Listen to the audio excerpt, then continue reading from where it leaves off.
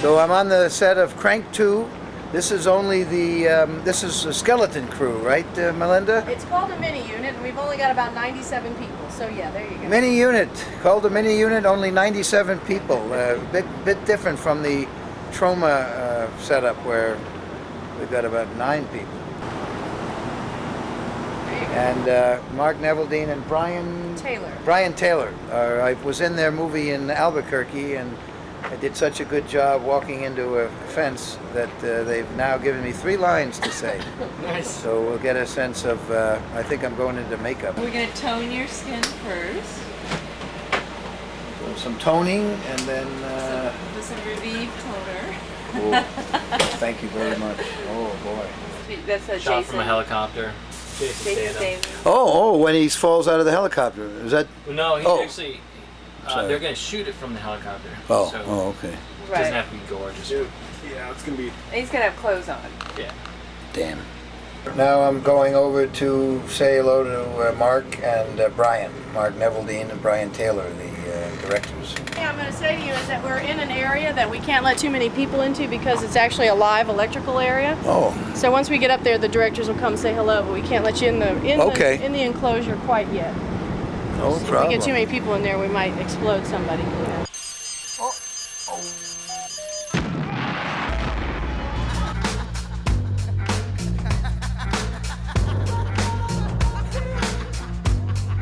Hey, gentlemen, thanks so much. Oh boy. Hey. Oh, mwah. So nice to see you. Thank you so much for. Hey, there's your co-star. Oh man. Miller. That's my co-star? Yeah. Oh man. Jealous, he's so handsome.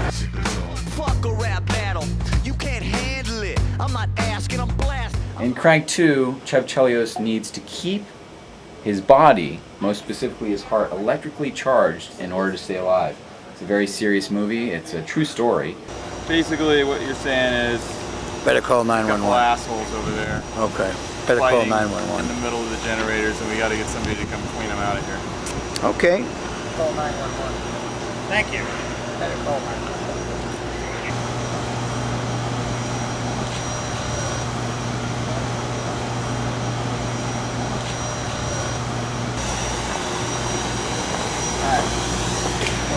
Action.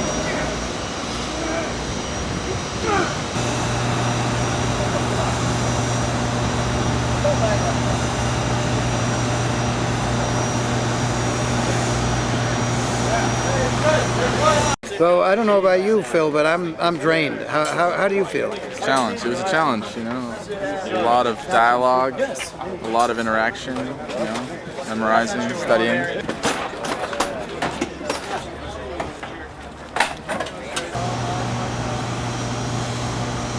Before Crank, we did a lot of things. Brian and I worked as a directing team.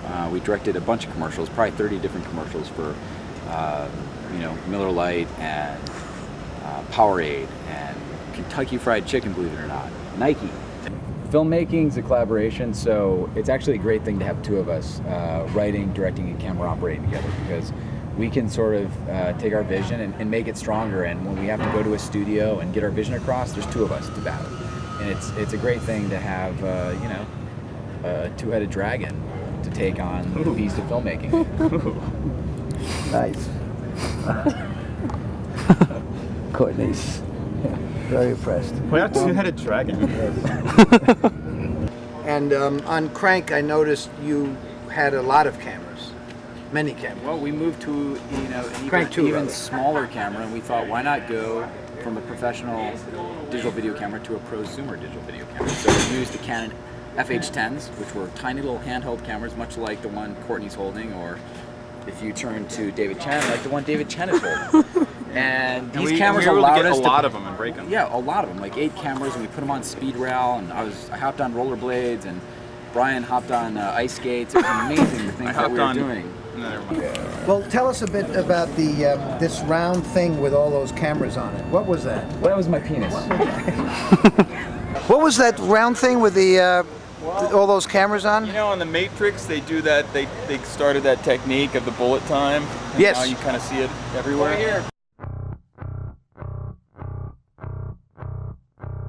So we actually built a rig where we can make a little version of it and run around with it. It only weighs about 50 pounds. There's 8 cameras on it. We can run and shoot constantly and kind of freeze the action anytime we want. Our set looked like Best Buy. We had so many of these cameras. And you could just, every time you broke one, you could just pull up one out of the box.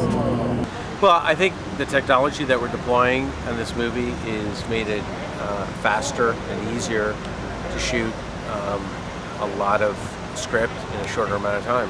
What were the cameras you used for Crank 2, just so we have it? The Canon HF10, and also it's the GL version of the new HD camera. It's the black GL that Canon makes. But the most important thing is there are a ton of great digital video cameras out there that are supposedly HD quality. Just grab any of those and compose a good movie and worry about lighting and just do simple 3-point lighting. You know, take a lighting class, read. We're not big guys on classes, but just like read some books. Get an Ansel Adams book. You know, just read about lighting, figure it out, or just go outside and start shooting and say, hey, this looks good or this sucks. You know, this is flat, this is cool, this is contrast. You know, you can figure it out yourself. That's what's great about the new revolution in filmmaking.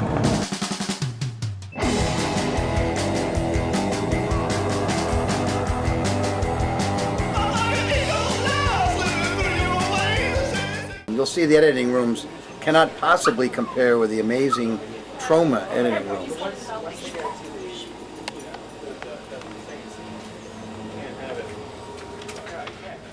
Woohoo! Oh my gosh, that is obscene. Yeah. That's terrible. Great men like you. I work with a lot of directors, first-time directors, and you know, the ones I like working with the best are the ones that just kind of let me work. Director needs to find, you know, I can only really speak about editing. They need to find an editor they want to spend time with, because they're, you know, hanging out for 6 months. Intimately. You know, so it's like it's good to have an editor that you're attracted to. It was really important to us also as directors to start as camera operators. We thought that the image, the composition, the lighting, that's the most important thing to directing, is to understand how to tell a story in images. So we became very adept at camera operating and being directors of photography. We were always writing. We were writing for, like, you know, fucking student newspapers and bad fucking webzines and whatnot. And we just sort of had an affinity for that.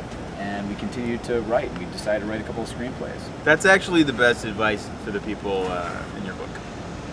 For the people that you're trying to reach. They gotta write. Because no one's gonna hand you a good script. You know, you can, if you have a script, then you can sort of force your way in. The script is king in Hollywood. Embrace the technology and find out how it works and think about lighting, composition, and start shooting. Who cares if your fucking camera is only $500, okay? Just start shooting. Language. Oh, language. It's pretty Young much, filmmakers, I mean, like, don't swear like us. It's like you can like make your own damn movie. Just right? make your own. Direct fucking your movie. own. A lot of our ideas and sort of our style is the same. I don't know why. I'm like this kid from upstate New York, Brian's from LA, but we have the same passion about filmmaking, and we have this aggressive style of filmmaking. It's like we breathe fire when we write.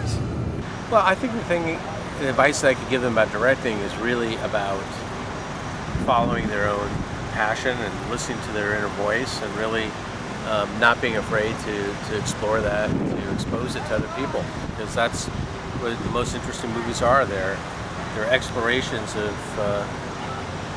directors' inner voices. And then you just have to battle and make the movie that you want to make. You have to be tough.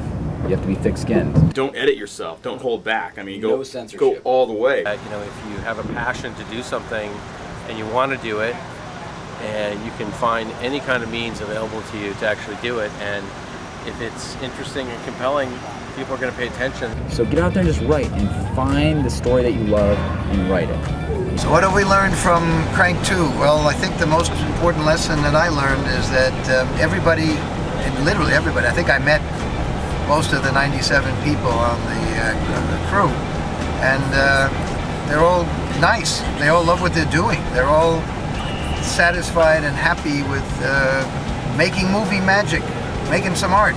They abide by the let's make some art, and indeed the Neveldine Taylor or Taylor Neveldine director team is doing it.